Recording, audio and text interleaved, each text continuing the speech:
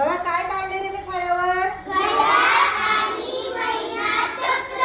बरोबर. हे महिने कोणते आहेत? इंग्रजी का मराठी? इंग्रजी. बरोबर. आणि हे काय लिहिले वाचा?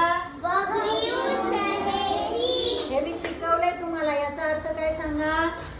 व म्हणजे वसंत, वी म्हणजे ग्रीष्म, व म्हणजे वर्षा, श म्हणजे शरद, हे म्हणजे हेमंत, शी म्हणजे शिशिर. Very good. हे आहेत आपले उपऋतू.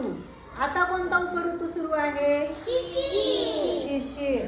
पण जर समजा तुम्हाला प्रज्ञाशोध स्कॉलरशिप परीक्षेमध्ये त्यावर जर कोणता प्रश्न आला तर तुम्हाला सोपं व्हावं म्हणून ही ट्रिक आहे. ओके, सांगा मला आता गुढीपाडवा कोणत्या महिन्यात येतो? एप्रिल. म्हणून एप्रिल पासून सुरू करायचं. पहिला ऋतू येतो वसंत. कोणता?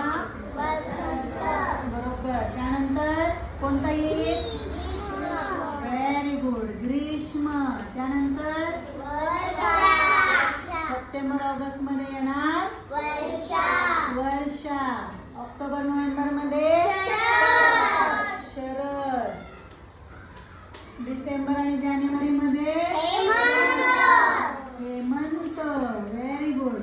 आणि शेवटी येणार शिशिर, जो आता सुरू आहे. फाल्गुन महिन्यामध्ये शिशिर संपतो आणि चैत्र महिन्यामध्ये पुन्हा वसंत ग्रीष्म हे चक्र सुरू राहतं. याच्यामध्ये तुम्हाला महिने पण कळाले आणि उपऋतू पण कळाले. छान आहे की नाही ट्रिक? चला लिहून काढा.